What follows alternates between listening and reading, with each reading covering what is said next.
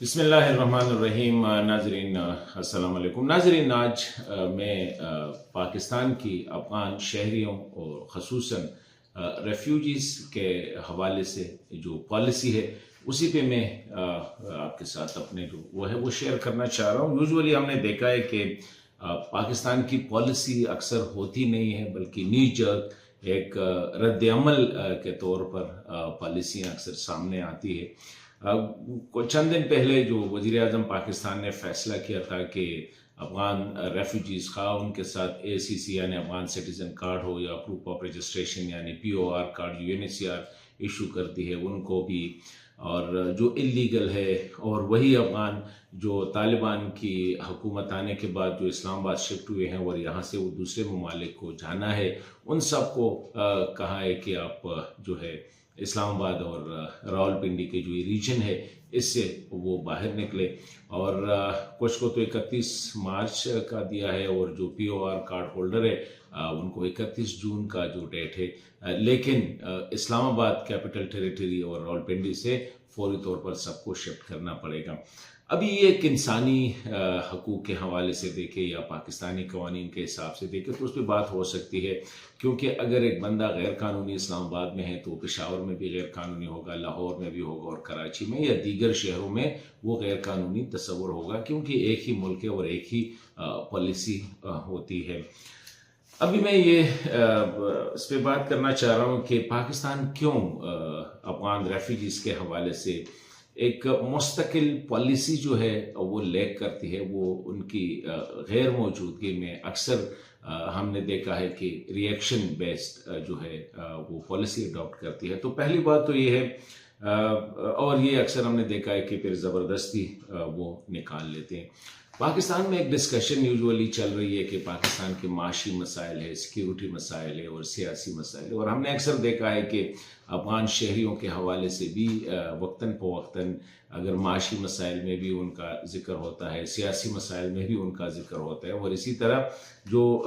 अमन अमान का जो मसला है उसमें भी उनकी ज़िक्र ज़रूर होते हैं। और यही वजह है कि कोई मसला आ जाता है तो पहला जो नज़ला गिरता है वो अफ़गान रेफ्यूजीज़ या अफ़गान शहरियों पे गिरता है। और वो बेचारे स्पेशली अगर ये बात कही जाए कि मुल्क में जो अमन अमान का मसला है उसमें अफ़गान शहरियों का बड़ा हाथ है, तो मैं नहीं समझता हूँ। इसी तरह दहशतगर्दी जो करते हैं वो सबको पता है वो कौन करते हैं, और वो और लोग होते हैं। ज़्यादातर अफ़गान रेफ्यूजीज़ जो है वो मुसीबत ज़दा है, और स्पेशली वो जो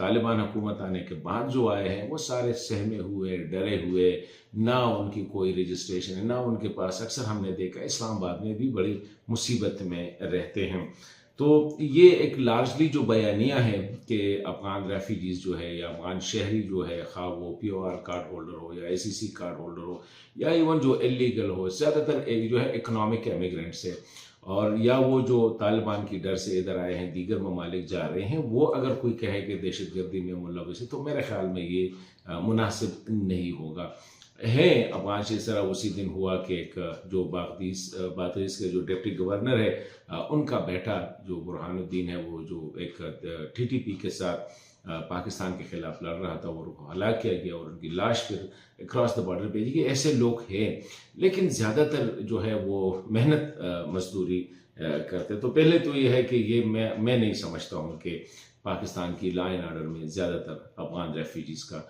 हाथ है। जिस तरह दीगर पाकिस्तानी शायद इसी तरह हो, लेकिन वो ज़रा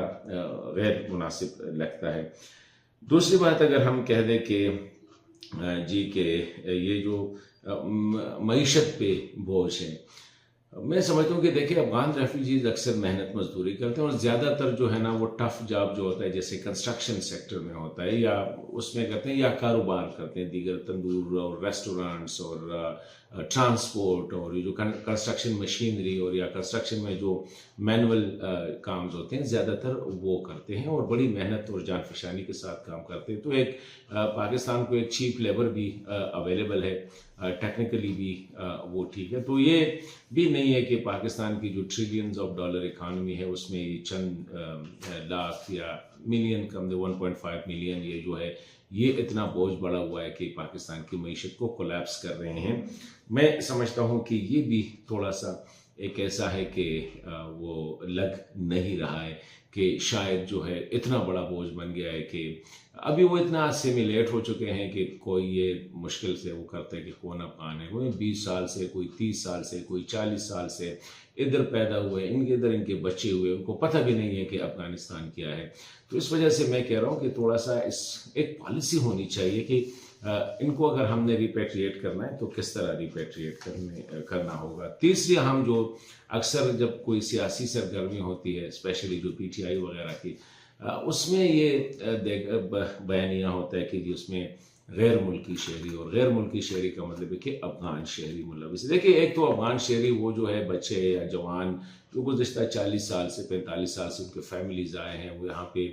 2 जनरेशन 3 जनरेशन से वो यहाँ पे पैदा हुए, यहाँ पे पले, वो यहाँ पे पढ़े, यहाँ पे पूरे सिस्टम को वो समझ भी रहे हैं और सिस्टम में वो है। पहली बात तो ये है कि अफगान को, खा वो रेफ्यूजीज हो, खा वो इलीगल अफगान, वो कोशिश होती है कि वो इस किस्म की सरगर्मियों में मुलविस ना हो। द रीज़न इज़, उनको पता है कि अगर पकड़ा गया तो फिर मसला बड़ा होगा, तो इसलिए ये एग्जेजरेट किया जाता है। लेकिन एक चीज़ है कि जो जहाँ पे वो डर लग रहा है, और एक आखिरी बात जो मैं कहना चाह रहा हूँ कि जो एक ये है कि पाकिस्तान ने हिस्टोरिकली रेफ्यूजीज जो है उसको एज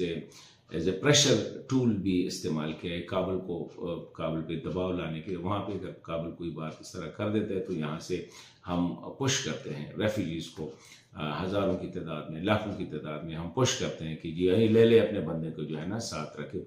एक ये चीज़ जो है मेरे ख्याल में इसका इतना खातिर खा नतीजा भी नहीं निकलता, और स्पेशली इमारत इस्लामी कुछ वो तो कहते हैं सब कुछ अल्लाह ही कर रहा है, तो आप जितने जो रिज़्क है वो कमाएंगे, अगर उनके नसीब में है तो खाएंगे, नहीं है तो मर जाएंगे। उनके लिए मुल्ला हिबतुल्लाह साहब या जो इमारत इस्लामी का तो बयानिया ही यही है। एक चीज़ जो है हाँ कि स्पेशली इसमें जो हमारे अफ़गान हैं, स्पेशली वो अफ़गान डायस्पोरा जो दीगर ममालिक में रहते हैं, उनको भी एहसास करना चाहिए कि देखिए ये जो हम जो पाकिस्तान के ख़िलाफ़ एक जो प्रोपेगेंडा करते हैं, या पाकिस्तान के ख़िलाफ़ वो इन शहरों में जो प्रोटेस्ट होते हैं पाकिस्तानियों के, उसमें वो बड़ी तादाद में होता है, खा वो PTI का हो, खा वो PTM का हो, तो उसका प्लेटफॉर्म यूज़ करके वो पाकिस्तान के ख़िलाफ़ नफ़रत फैलाते हैं या नफ़रत अंगेज़ तकरीरें करते हैं वगैरह वगैरह, पाकिस्तान के एसेट्स को नुकसान पहुंचाते हैं, पाकिस्तान के बारे में जो है ना गलत बयानियाँ जो है ना वो बयान करते हैं। तो उनको भी थोड़ा सा एहसास करना चाहिए कि जी पाकिस्तान में हमारा ये जो एक्शन है कहीं ना कहीं जाके वो उनके जो भाई हैं, बहनें हैं, उनके फैमिलीज़ है, उन पर असरअंदाज हो सकते हैं। तो इसी पे उनको भी एहसास करना चाहिए। और दूसरी बात यह है कि अफ़गान जो हुकूमत है काबुल में, मैं समझता हूँ कि उनको भी ज़िम्मेदारी का एहसास करना चाहिए कि जी देखिए पाकिस्तान में अगर ये 40 साल से तो एक दिन तो उन्हें आना होगा,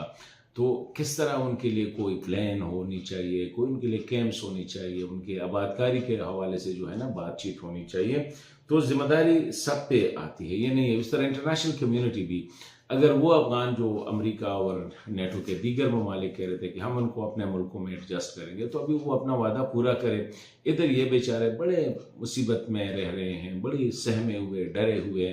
अनसर्टन सिचुएशन में, बच्चे भी है, ख़वातीन भी है, बूढ़े भी है, जवान भी है, तो उन पर भी एक रिस्पॉन्सिबिलिटी है कि वो भी अपनी रिस्पॉन्सिबिलिटी पूरी करें। इसी तरह यूनाइटेड नेशन की भी एक रिस्पॉन्सिबिलिटी, जो रेफ्यूजीज़ का इदारा है, उनको भी ये जो अपनी जिम्मेदारी है इसी हवाले से पूरी करनी चाहिए और पाकिस्तान को हेल्प आउट करना चाहिए। अगर पाकिस्तान कह रहा है कि माशी मसाइल है या सियासी मसाइल है या अमन अमान के मसाइल है, तो किसी न किसी तरीके से ये जो बर्डन है उनको भी शेयर करना चाहिए। क्योंकि अफगानिस्तान में जो लड़ाइयाँ हुई, अगर सोवियत यूनियन की लड़ाई थी तो पूरी दुनिया आ गई, चलो सोवियत यूनियन को तो अमेरिका और यूरोप ने शिकस्त दे दी, लेकिन इसके बाद जो हुआ इसकी रिस्पॉन्सिबिलिटी तो इस जो सो कॉल्ड सिविलाइज्ड वर्ल्ड है इस पर बनती है। इसके बाद अगर ये तालिबान की जो 2002 के बाद 2020 तक तालिबान के आने तक जो सूरत हाल थी, इसमें भी